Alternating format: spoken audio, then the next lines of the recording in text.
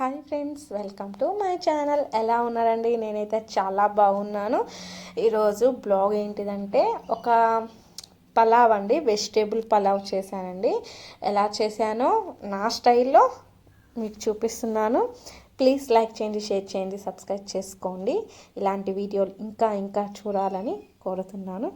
First oil వేసుకోవాలి. Oil వేసుకొని pan masala దినుసులు అన్నీ వేసేసుకోవాలండి.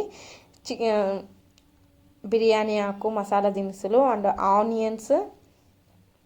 ఆనియన్స్ బాగా వేగనివ్వాలి. బ్రౌన్ కలర్లో వచ్చేలాగా వేగనివ్వాలి. కొంచెం వేగాక 50% వేగాక పచ్చిమిరపకాయలు వేసుకోవాలండి. పచ్చిమిరపకాయలు చీల్చుకొని 2 ముక్కలు అలా కట్ చేసుకొని పచ్చిమిరపకాయలు వేయాలి. వేసిన తర్వాత కొంచెం అవి మగ్గాక మన వెజిటేబుల్స్ మీ ఇంట్లో ఏముంటాయి అవి అండి. మా ఇంట్లో అయితే ఆలు అండ్ గోబీ, వంకాయ ఇవి ఉన్నాయండి. మిల్ మేకర్ కూడా వేసాను, చాలా బాగా వచ్చింది.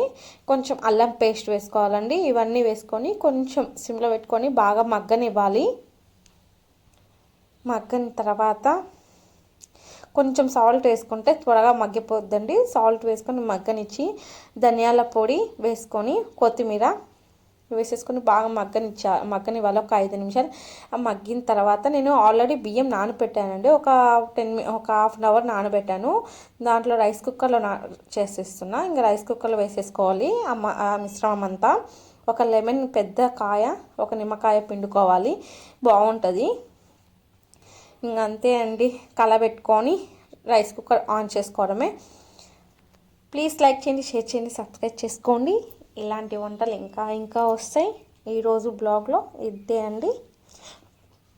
Bye bye, thank you. ఎలా వచ్చిందో చూద్దాము.